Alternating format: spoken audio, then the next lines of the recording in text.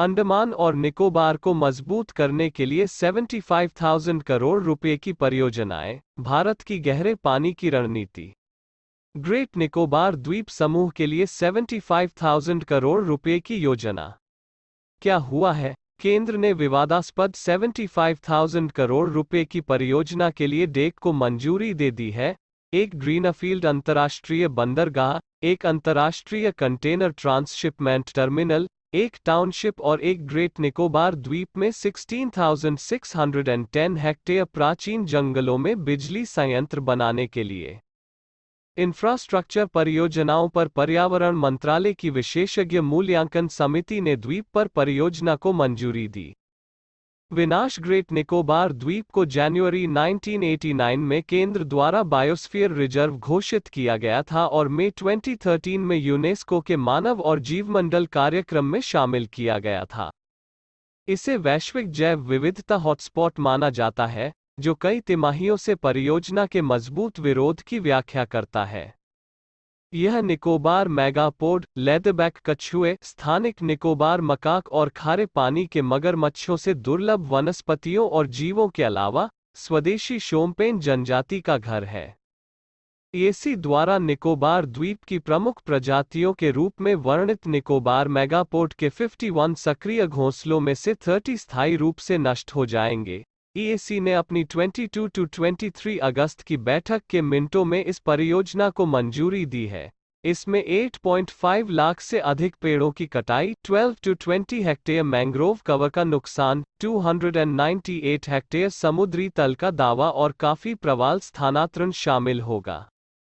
तो परियोजना को मंजूरी क्यों? पर्यावरण मंत्रालय को 30 मार्च को गृह मंत्रालय के एक नोट के अनुसार परियोजना को मंजूरी देने के लिए सरकार ने जो रणनीतिक और आर्थिक अनिवार्यता पेश की है, उसमें उल्लेख किया गया है कि गांधी नगर शास्त्री नगर क्षेत्र में प्रस्तावित हवाई अड्डा एक संयुक्त सैन्य नागरिक होगा। दोहरे उपयोग वाले हवाई अड्डे भारतीय नौसेना के परिचालन नियंत्रण के तहत, और इसके विवरण को इसकी रणनीतिक प्रकृति के कारण सार्वजनिक नहीं किया जाना चाहिए। हालांकि हवाई अड्डे से पीक ओवर में 4,000 से अधिक यात्रियों को संभालने की उम्मीद है, ईएसी रिकॉर्ड दिखाते हैं। मार्च 2021 की पूर्व व्यवहार्यता रिपोर्ट ईएसी को पूर्व की बैठकों में प्रस्तुत की गई थी, जिसमें राष्ट्रीय सुरक्षा और हिंद महासागर क्षेत्र के चल रहे समेकन और इस विचार के सैन्य और आर्थिक प्रभाव का हवाला दिया गया था। चीन का मुकाबला हिंद महासागर क्षेत्र सामान्य रूप से और विशेष रूप से हिंद महासागर हाल के वर्षों में एक रणनीतिक हॉटस्पॉट में बदल गया है। इस आईओआर के बढ़ते रणनीतिक मूल्य के जवाब में अंडमान और निकोबार द्वीप समूह में विकास का एक महत्वपूर्ण द्रव्यमान आवश्यक है। भारत की क्षेत्रीय उपस्थिति को मजबूत करना, रिपोर्ट में कहा गया है। ग्रेट निकोबार द्वीप मुख्य पूर्व पश्चिम शिपिंग मार्ग के रूप में एक महत्वपूर्ण आर्थिक विकास अवसर का भी प्रतिनिधित्व करता है, जो हिंद महासागर के साथ पूर्वी एशियाई निर्यात को जोड़ता है। स्वेज नहर और यूरोप इसके दक्षिण में चलता है। द्वीप, यह कहा। रिपोर्ट में कहा गया है, इस स्थान पर एक कंटेनर बंदरगाह का निर्माण करके भारत वैश्विक शिपिंग व्यापार में पूरी तरह से भाग ले सकता है और लाखों नए रोजगार पैदा कर सकता है।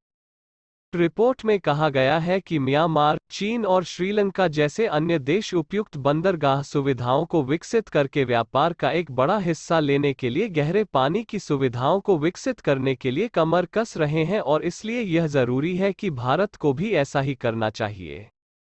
ग्रेट निकोबार द्वीप को एक साइट के रूप में आदर्श माना जाता है क्योंकि यह कोलंबो, पोर्ट क्लैंग और सिंगापुर से समान दूरी पर है और पूर्व पश्चिम अंतर्राष्ट्रीय शिपिंग कॉरिडोर के बहुत करीब है।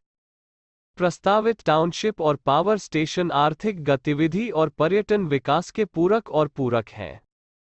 लेकिन पर्यावरण के बारे में क्या? ईएसी ने विशिष्ट संरक्षण और प्रबंधन योजनाओं और स्थानिक प्रजातियों, मैंग्रोव और कोरल और अन्य जीवों के लिए उच्च वित्त पोषण के अलावा कई अन्य चेतावनियों, मीटिंग शो के मिनट्स को अनिवार्य किया है।